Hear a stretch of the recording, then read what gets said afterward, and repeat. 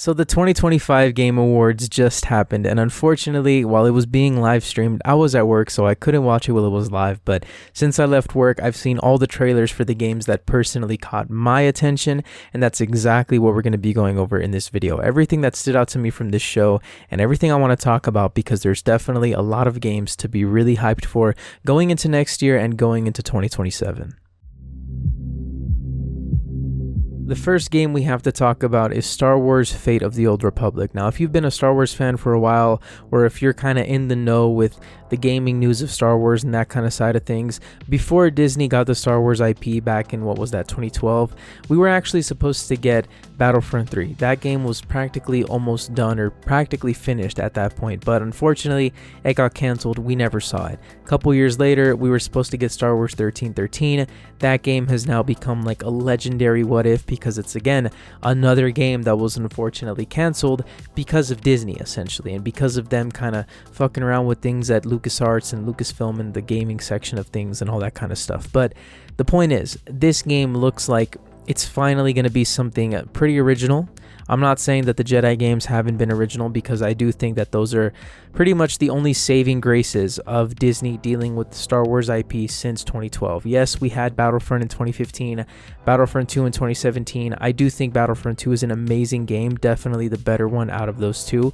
But besides that, besides Jedi Survivor, Jedi Fallen Order, we haven't really seen anything great from the gaming side of Star Wars since Disney got the IP. So seeing that they're going to have this game that goes way back, way before the main movies, which is something that I've been wanting for so many years now.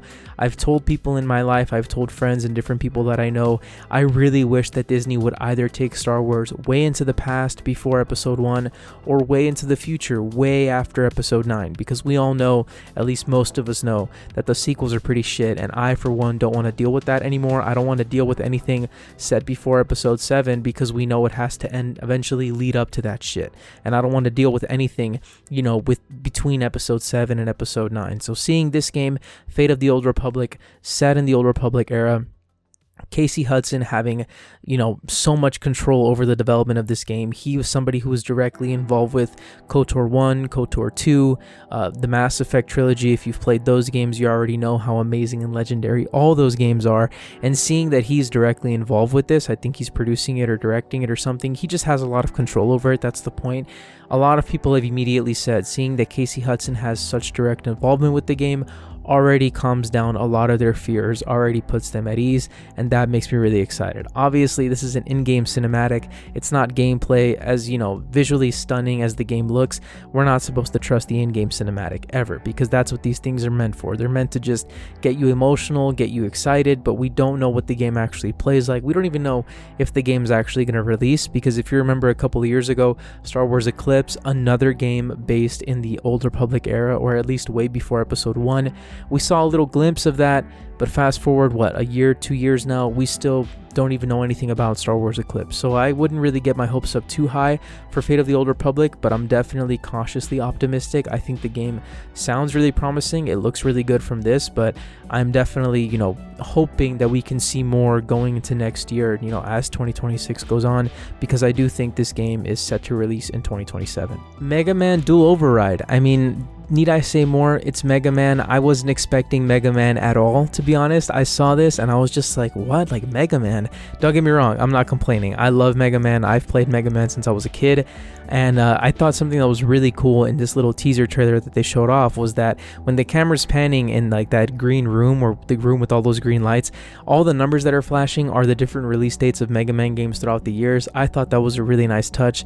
I have the Mega Man Legacy Collection. I still need to get the Mega Man ZX Collection. I've been trying to get my hands on that, but this game I wasn't expecting at all. It really caught me off guard, so I'm really excited to play more Mega Man. I saw a lot of people saying that they kind of just want X9 already. They want to see a Mega Man X game, not a new, iteration or a new version of Mega Man. They just want to go back to the old style of Mega Man games. I definitely see where they're coming from, don't get me wrong, but I mean, let's be real, okay? It's more Mega Man. It's been years since we've seen anything Mega Man at this point. I think it's definitely warranted and pretty valid to be excited for this game, especially considering that, I mean, it just looks like it's going to be a good time. It looks like one of those games that I'm going to play. I'm going to feel like a little kid again. I'm going to have a lot of fun. Am I going to die? Yeah, probably a lot, but I don't care. It's Mega Man. I'm looking forward to it. I think I'm going to have a lot of fun with it. Tomb Raider Legacy of Atlantis. Now, I know that Tomb Raider Catalyst was the other game that was shown off. That's like the new Tomb Raider that's coming out.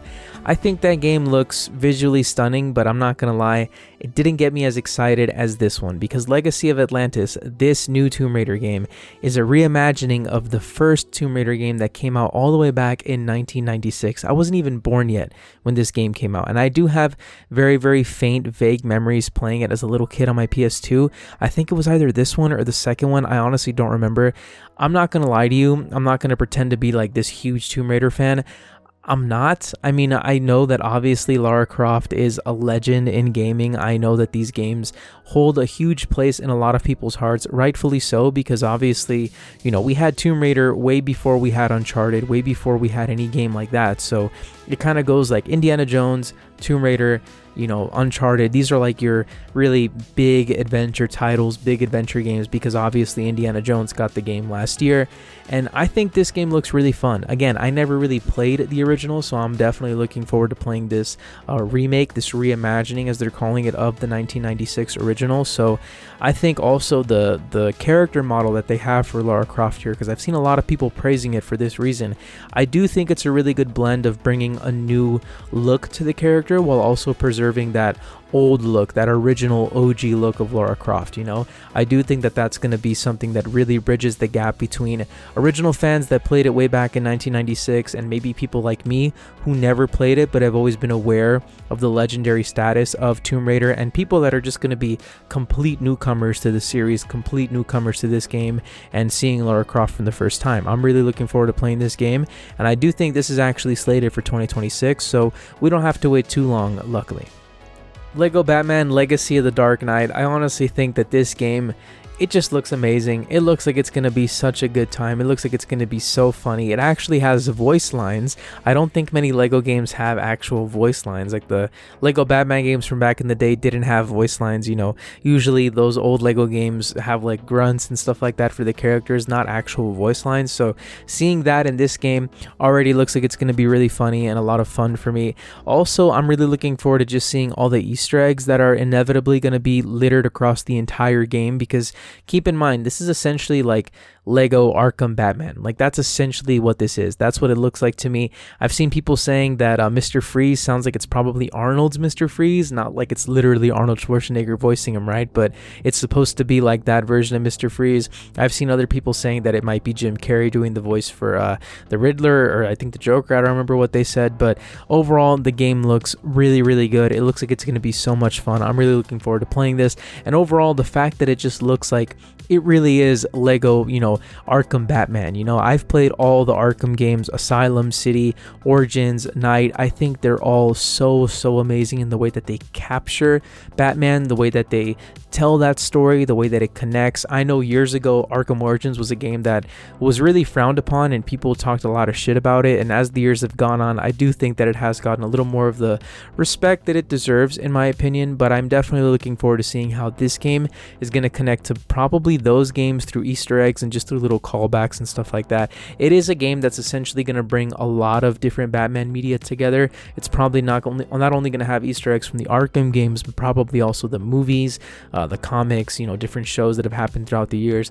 Overall, I think it looks like it's going to be an amazing time, and just really funny too. I can't reiterate that enough. I do think it's going to be really funny.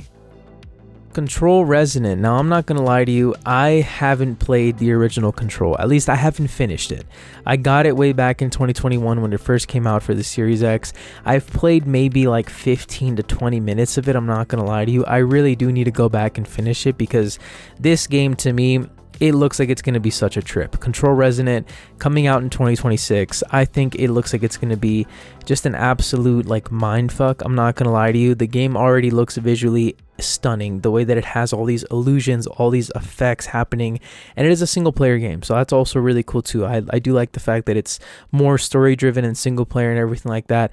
And the first Control game, from, you know, that's the whole reason why I bought it, was because when the first one came out, before it came out, when I saw the trailers, I heard about the gameplay, I saw gameplay, that's what caught my attention, was like the abstract kind of puzzling gameplay that it has, the way that all the visual effects kind of tie into what you're doing. And this game too, what really stood out to me was like that scene where, I mean, again, I don't know if this is a character from the Control lore from the first game because I haven't played the first one, but when that woman's face is in that like room and it looks like you're just walking through like infinity, I don't know how to explain it, I'm gonna show it on the screen, but that looked insane to me. It blew my mind, and I already know that Control Resonant is, at least visually, gonna definitely be nominated for like effects of the year or something, or best visuals or something, I don't know, best art direction, because it already looks like it's gonna be just mind-blowing, honestly, for lack of a better term. I'm really looking forward to trying Control Resonant, and this is also slated to release next year in 2026. Now, the last game that I want to talk about, the game that had me the most hyped out of the entire show, Exodus. Now, this game is being developed by Archetype Entertainment. It's set to release in early 2027.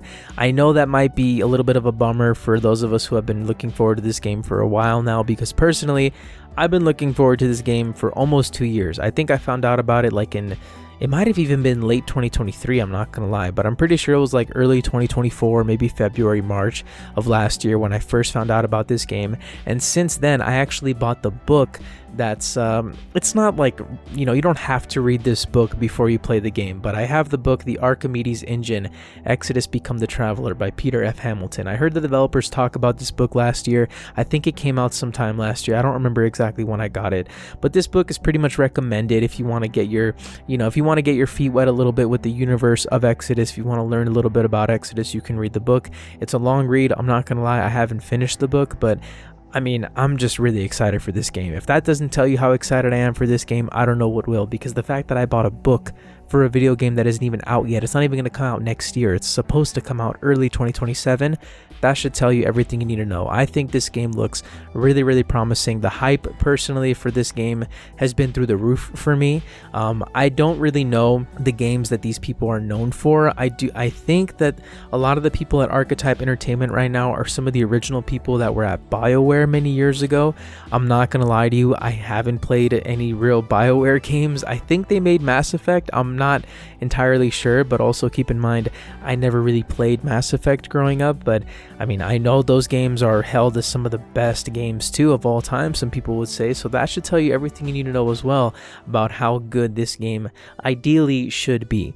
Hearing Matthew McConaughey's voice in the trailer also just had me insanely excited, man, because as soon as I found out he was involved with this game too, I found that out a couple months ago, you know, it was just more reason to be excited. And I think ever since he worked on Interstellar, he probably definitely got a whole new appreciation and fascination with space and exploration and the final frontier and stuff like that. And I think Exodus is really going to capture that. And I can't wait to see how it's going to capture that. How is it going to capture space exploration and all these different alien species and civilizations that are possibly out there? We never know. And that's what's so cool about stories like this and games like this, is because it entertains that question of, are we the only ones out there? You know, are we the only ones out here in the universe? Is there other life? Is there other, you know, civilizations and all that kind of stuff? So Exodus, man, early 2027.